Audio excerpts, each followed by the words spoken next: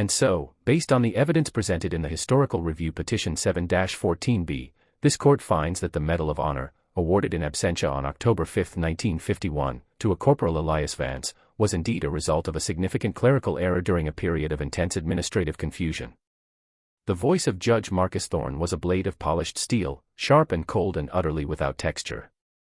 It sliced through the cavernous silence of the federal courtroom, each word a precise, sterile cut. He liked the sound of his own voice in this room. It had weight here. It had the gravity of the law, of the great American eagle carved into the dark wood behind his bench, of the very marble that made the floors gleam with an indifferent light. He sat high above the room, a young king on a temporary throne, surveying his small, quiet kingdom. Thorne looked down at the men seated at the defendant's table. Elias Vance. The name itself sounded old, dusty, like something from a forgotten history book. The man looked the part. His suit, a simple gray wool, was clean but decades out of style, hanging loosely on a frame that had been whittled down by time. His hands, gnarled and spotted with age, rested on the table before him, one cupped gently over the other. They were perfectly still. This is justice, Thorne thought to himself, a small, satisfying thrill running through him. Not the messy, emotional kind you saw on television. This was pure, historical justice. The correction of an error. The restoration of integrity to the highest honor the nation could bestow. He was a guardian of that integrity. He felt a flicker of annoyance at the old man's placidity. Vance had said almost nothing throughout the proceedings. He had no lawyer. When offered a public defender, he had politely declined with a soft, "That won't be necessary." Now he just sat there, his pale blue eyes fixed on some point in the middle distance, his breathing slow and even. It was, Thorne decided, the vacancy of senility. The men probably didn't even understand the gravity of what was happening. He was a living relic, a fossil clinging to a story that was never his. The courtroom itself was a cathedral of modern jurisprudence. Vast, impersonal, and acoustically perfect. The air conditioning hummed a low, constant drone. The light from the tall, narrow windows was a flat, unforgiving gray that seemed to leach the color from everything it touched. It was a space designed to diminish the individual, to make them feel small in the face of the massive, grinding gears of the system. Elias Vance, however, did not look diminished. He looked patient. As if he were simply waiting for a bus that was running a little late. His posture was straight, not with the rigid discipline of a young soldier, but with the settled, ingrained dignity of an old tree that had weathered 100 storms. His face was a road map of a life lived long and hard, a landscape of deep lines and weathered skin. Thorne cleared his throat, the sound sharp and loud in the quiet. The error, for the record, identifies a Sergeant Robert L. Vance as the actual recipient of the commendation for actions taken near the Funchalen Pass. Due to a tragic similarity in names and the chaos of the chosen reservoir campaign, the honor was mistakenly attributed to Corporal Elias Vance, who was, at the time, listed as missing in action, presumed killed. He let the words hang in the air, enjoying their finality. He was tidying up history. He was the meticulous librarian putting the books back in their proper order. Therefore, he continued, his voice rising with a sense of ceremony, it is the order of this court that the medal be returned to the custody of the Department of Defense. It is a painful duty, but a necessary one, to protect the sanctity of the honor for those who truly earned it. He felt the eyes of the two reporters in the back row on him. They were scribbling in their notebooks. This would be a small but notable story. Young judge upholds integrity of Medal of Honor, it had a nice ring to it. It would look good on his record. He nodded to the bailiff, a large man whose uniform was so crisp it looked like it could cut glass. Bailiff, you will retrieve the medal from Mr. Vance. The bailiff moved with a heavy, deliberate tread. His shoes squeaked softly on the polished floor. The sound seemed unnaturally loud, an intrusion on the old man's profound silence. Elias Vance did not look at the approaching officer. His gaze remained distant. He slowly, deliberately, uncupped his hands. Lying in his palm was the medal. The iconic 5-pointed star hung from a sky-blue ribbon adorned with 13 white stars. Even in the flat courtroom light, the medal held a soft, deep glow. It was not ostentatious. It was humble. It was heavy with meaning. The bailiff stopped beside the table. He was a big man, but he seemed hesitant. He looked from the medal to the old man's quiet face, and for a moment, his professional impassivity wavered. "Sir," he said, his voice softer than Thorne would have liked. "I need to take the medal." Elias finally moved his head. His neck made a soft, crackling sound. He looked at the bailiff, and his pale eyes were clear, lucid, and filled with a deep, weary sadness. He did not look confused. He did not look senile. He looked like a man watching his home burn down. He lifted his hand, offering the medal. But as the bailiff reached for it, Elias's thumb brushed across the back of the star. His fingers traced a small, familiar imperfection. A tiny, almost invisible scratch near the inscription. And the courtroom vanished. The humming air conditioner became the shriek of a wind so cold it felt like swallowing glass. The polished wood of the judge's bench became the frozen, splintered trunk of a pine tree. The smell of floor wax and old paper was replaced by the sharp, metallic scent of cordite and the cloying sweetness of blood freezing in the snow. "Eli. Eli, you gotta hold M. Don't let M through." The voice was young, desperate, and it was a ghost that had walked with him for 70 years. The flashback was gone as quickly as it came, a single frame of film from a long-forgotten movie. The courtroom snapped back into focus. But the feeling remained. The cold. The weight of a promise made in the snow. His fingers, acting on a memory far older and more powerful than any court order, closed around the medal. It was not a defiant clench. It was a reflex. The instinctive closing of a hand around the only thing left of a world that had died. Judge Thorne saw the movement and his face hardened. The old man's quiet dignity now looked like stubborn defiance. The theatricality of the moment was being ruined. "Mr. Vance," Thorne's voice was sharp, a whip crack in the silence. "This is not a negotiation. You are in a federal courtroom. You will surrender that medal to the bailiff. Now." Elias didn't seem to hear him. His eyes were once again distant, looking back across a sea of years. His knuckles were white where he gripped the star. Thorne's patience, a shallow reservoir to begin with, evaporated completely. His own importance felt challenged. This doddering old man was showing him contempt. In his courtroom. "I will not say it again," Thorne snapped, his voice echoing with manufactured authority. "You will relinquish the property of the United States government, or I will hold you in contempt of court and you will be removed from this room in handcuffs. Is that understood?" In the back of the courtroom, Sergeant Daniel Miller of the 75th Ranger Regiment shifted uncomfortably in his seat. He was only here to contest a ridiculous speeding ticket he'd gotten on base, and his hearing was next. He had been watching the old man since the proceeding began. Something had felt wrong from the start. It was the way the old man sat. The economy of his movement. Miller had seen that stillness before. He'd seen it in his own platoon sergeant, a man who could sit motionless for hours on overwatch, a living statue of lethal patience. He saw it in the quiet dignity that radiated from the old man, a dignity that had nothing to do with the cheap suit he wore and everything to do with the steel in his spine.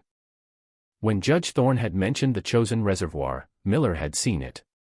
A flicker. Not of memory, but of presence.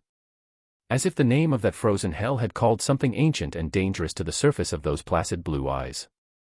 Now, watching the old man's hand close around the medal, Miller knew. That wasn't the grasp of a confused old man on a trinket. It was the grip of a soldier on his rifle. It was a protective, possessive, sacred gesture. This was wrong. This was deeply, fundamentally wrong. Miller's training kicked in. Observe. Assess. Act. He discreetly pulled his phone from his pocket, keeping it low. His fingers flew across the screen.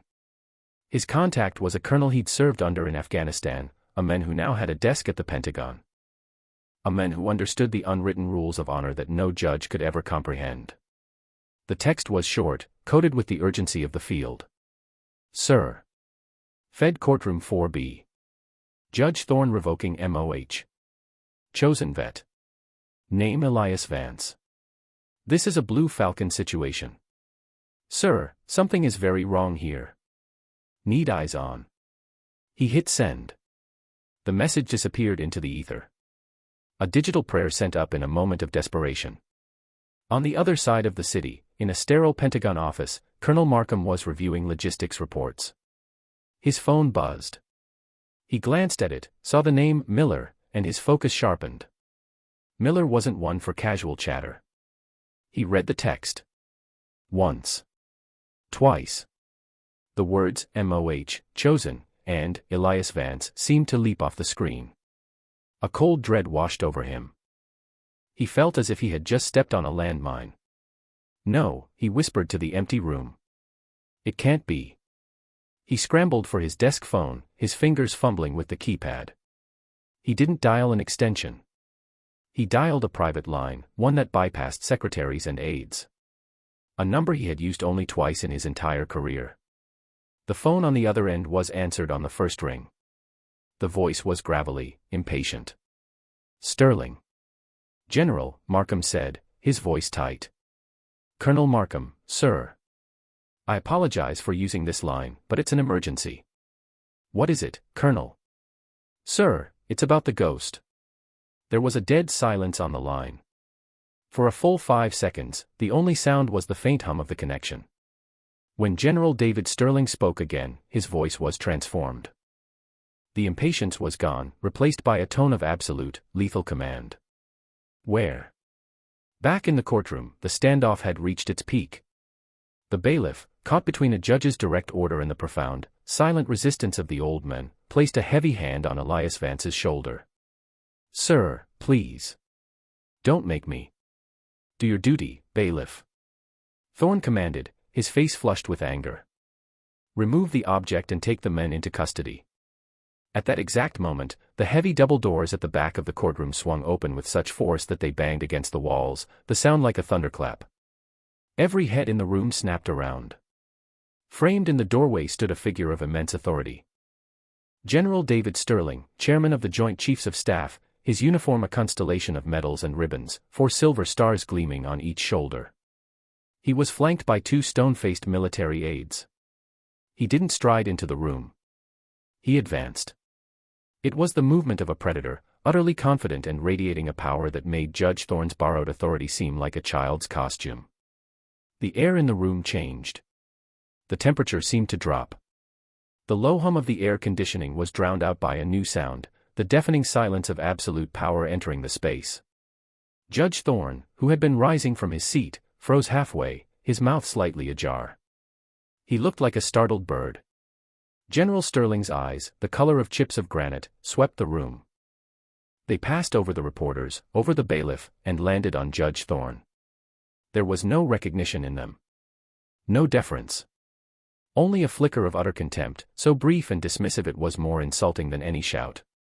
He walked right past the judge's bench as if it were a piece of furniture, his path unwavering. He walked past the stunned bailiff. He stopped directly in front of the defendant's table, in front of the old man in the ill-fitting suit. Elias Vance looked up, and for the first time, a glimmer of recognition, of pained memory, entered his pale eyes. General David Sterling drew himself up to his full, imposing height. His back was ramrod straight. In the silent, stunned courtroom, he executed the sharpest, most profound salute of his life. His hand sliced through the air, stopping just beside his brow, crisp and perfect. His voice, when he spoke, was not loud. It was quiet, but it was imbued with a reverence that filled every corner of the vast room. Mr. Vance, he said. The word Mr. was a civilian honorific, the highest respect a uniformed soldier could pay to a veteran who had earned the medal. Sir. It is an honor to see you again. The word, sir, hit Judge Thorne like a physical blow. A 4-star general. Calling this decrepit old man. Sir? It was an inversion of the natural order of things. It made no sense. Sterling held the salute, his eyes locked on Elias. His voice dropped slightly, taking on the quality of a legend being spoken aloud. The ghost of Chosen stands, he said, the words resonating with history. And we are in his debt. Slowly, painfully, Elias Vance rose to his feet. He used the table for support, his old joints protesting. But he got there. He stood, not quite at attention, but straight. He gave a small, almost imperceptible nod to the general. Sterling finally dropped his salute. He turned, not to the judge, but to the entire room, his gaze sweeping over the reporters, ensuring he had their complete attention. One of his aides stepped forward and handed him a worn, leather-bound portfolio. "Your Honor," Sterling said, the title dripping with sarcasm as he finally addressed the men on the bench. "You seem to be operating under a misapprehension. A grievous one. You have based your entire ruling on a preliminary after-action report, a document riddled with the fog of war. You have mistaken a footnote for a fact." He opened the portfolio. Inside was a single, yellowed sheet of paper, protected by a plastic sleeve. "You see, Judge, when a man is declared killed in action, the paperwork moves forward. But sometimes, we get it wrong. Sometimes, a man is tougher than the circumstances. Sometimes, he is simply more than we can account for." He held up the document. "This is not a typed-up summary from 1951. This is the handwritten field citation, penned by Colonel Lewis Chesty Puller himself, and countersigned by General MacArthur. I had it flown here this morning from the National Archives. Allow me to read it to you." He began to read, and his voice was no longer the voice of a general, but of a historian, a storyteller, a keeper of a sacred flame. For conspicuous gallantry and intrepidity at the risk of his life above and beyond the call of duty. On the night of November 28, 1950, near the Funchalen Pass, North Korea, Corporal Elias Vance of Charlie Company was part of a small reconnaissance platoon tasked with holding a vital, narrow mountain pass against enemy encroachment. His platoon was ambushed and overrun by a force of enemy soldiers estimated to be of battalion strength. Sterling paused, letting the words sink in. A platoon against a battalion. 30 men against 800. Wounded in the initial assault and with his platoon leader and sergeant killed, Corporal Vance refused to fall back. He saw that the pass was the only thing preventing the enemy from flanking and annihilating 2 entire companies of Marines who were preparing to withdraw further down the valley. He understood that if the pass fell, those 400 men would be trapped and massacred.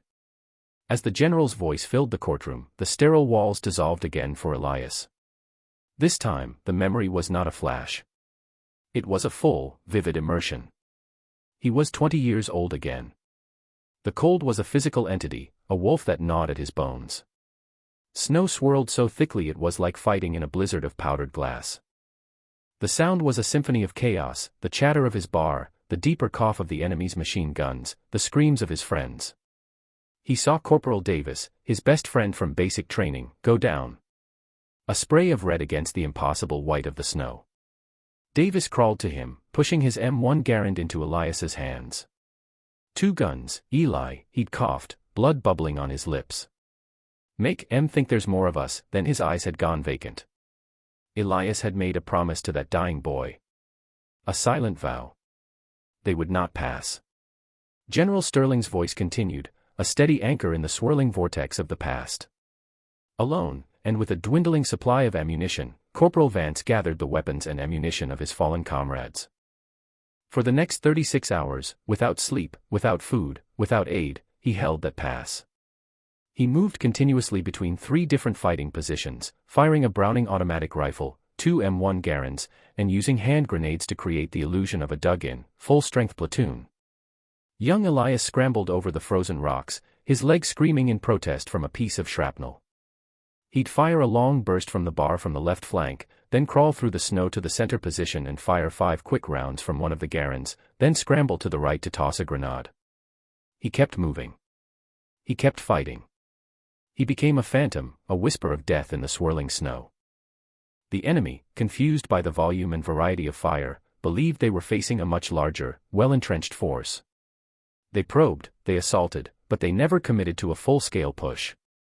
They were held at bay by the ghost of a single, wounded corporal. On the second day, Sterling read, his voice thick with emotion, during a mortar barrage, a piece of shrapnel struck Corporal Vance in the chest. His life was saved by a silver dollar he carried in his breast pocket, a good luck charm from his father, a veteran of the Great War. The impact knocked him unconscious. The memory was sharp. A deafening explosion. A white-hot pain in his chest. The feeling of falling into a deep, dark well. In his memory, he could feel his hand clutching the pocket, feeling the bent, scarred coin inside. The same pocket where he had once carried a medal. The scratch. The shrapnel had hit the metal, a practice one his father had given him, scratching it and saving his life. That wasn't in the official record. They didn't know that detail. Only he did. When he awoke, the enemy was preparing for a final, massed assault.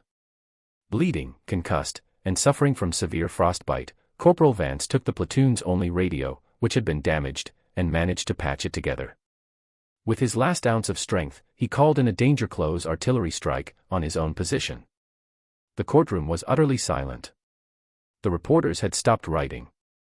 The bailiff stood frozen, his face a mask of awe. Judge Thorne had sunk back into his chair, his face pale, his arrogance stripped away, leaving only the small, petty men beneath. The artillery barrage broke the enemy assault and sealed the pass in a landslide of rock and snow, saving the 400 men of Dog and Easy companies. When relief forces arrived 2 days later, they found over 200 enemy dead in front of the position. They found Corporal Vance, unconscious and near death, buried in a snowdrift, still clutching the radio handset. His first words upon waking in a field hospital a week later were, "Did they get through?" General Sterling carefully placed the document back in the portfolio. He looked at Elias Vance, who stood leaning on the table, his eyes closed, living a memory 70 years old as if it were yesterday. "The clerical error you found, Judge," Sterling said, his voice now a low, dangerous growl as he turned his full attention to the bench, "was a correction. The initial medal was indeed mistakenly awarded to Sergeant Robert Vance. But when it was discovered that Elias Vance had not been killed, but had in fact been captured during the artillery strike and spent the next 2 years in a POW camp, that honorable sergeant returned the medal himself. A second ceremony, a quiet one, was held in 1953 to award it to its rightful owner. The men standing before you." He took a step toward the bench. His fury was a palpable thing, a pressure wave that made Thorne shrink back in his chair. "You did not do your due diligence. You did not make a single call to the Department of the Army. You did not consult the historical records at the Pentagon. You read a confusing preliminary report and, in your breathtaking arrogance, you saw an opportunity. An opportunity to make a name for yourself by tearing down the legacy of a hero. You used the sanctity of the law as a bludgeon for your own ego." Sterling's voice dropped to a whisper, more menacing than any shout. "You are not fit to shine this man's shoes, let alone pass judgment on him. You have brought shame upon this court and upon the nation it represents. A formal complaint will be filed with the Judicial Conduct and Disability Committee before I leave this building.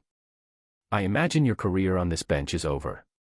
He turned his back on the judge, a final, complete dismissal. He walked back to Elias Vance. Elias opened his eyes.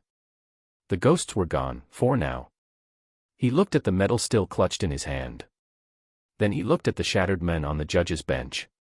His voice, when he spoke, was a soft, raspy whisper that nonetheless carried across the silent room. "He's a young man, General," Elias said. "He was just trying to do his job. The law is complicated." The simple grace of the statement, the profound, unearned forgiveness, was the final, devastating blow. It was a demonstration of a character so far beyond Thorne's comprehension that it broke him. A single tear traced a path down Marcus Thorne's cheek. Weeks later, the fallout was swift and quiet. Judge Thorne was allowed to resign from the bench to avoid a public and humiliating hearing. The story, when it broke, was a national sensation. Elias Vance was besieged by requests for interviews, all of which he politely declined. He wanted no parades. He wanted no fame. He had simply wanted to be left alone with his memories. Unknown to the public, a letter from Elias Vance arrived at the review board. In it, he asked for leniency for the young judge, stating that pride is a heavy burden for the young, and that he believed the men had learned a valuable lesson in humility. The request was honored. The incident sent shockwaves through the government. Within 2 months, the Vance Protocol was signed into law.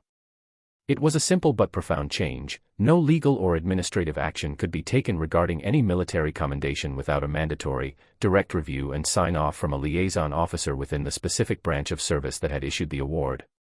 A simple check and balance, born from one man's quiet dignity. 6 months passed. Marcus Thorne was no longer a judge. He worked now for a small, non-profit legal firm that provided pro bono services to veterans struggling with the VA. He spent his days in fluorescent-lit offices, buried in paperwork, helping men navigate a bureaucracy he had once commanded. It was penance. One rainy Tuesday afternoon, he was sitting in a small coffee shop near his office, staring into a cup of black coffee. The door opened, and a bell tinkled. An old man with a cane shuffled in, shaking the rain from his coat. It was Elias Vance. Thorne's heart hammered in his chest. He wanted to slide under the table. He wanted to disappear. But he was frozen in place. Elias ordered a tea, paid for it, and turned to find a seat. His eyes met Thorne's. There was no accusation in them. No anger. Just a calm, quiet recognition. Thorne knew he had to do something. He stood up, his chair scraping against the floor. He walked over to the old man. He opened his mouth to say something. "I'm sorry, thank you, I was wrong," but the words wouldn't come. They were inadequate. Pathetic. So he just stood there, a broken man in front of a whole one. And he gave a short, sharp nod. A nod of shame, of respect, of a lesson learned in the most brutal way imaginable. Elias Vance looked at him for a long moment. He saw the changes in the young man's face. The arrogance was gone, replaced by a deep, weary humility. He saw the shame, but also the flicker of a new beginning. And he gave a small, slow nod in return. It was a gesture of acknowledgement. A gesture of peace. A gesture of forgiveness. Elias Vance turned and walked to a small table by the window, leaving Marcus Thorne standing alone in the middle of the coffee shop, a man who had finally learned the truth. True honor is not a medal that can be given or taken away by a court of law. It is forged in the crucible of sacrifice, etched into a man's soul by the promises he keeps in the dark.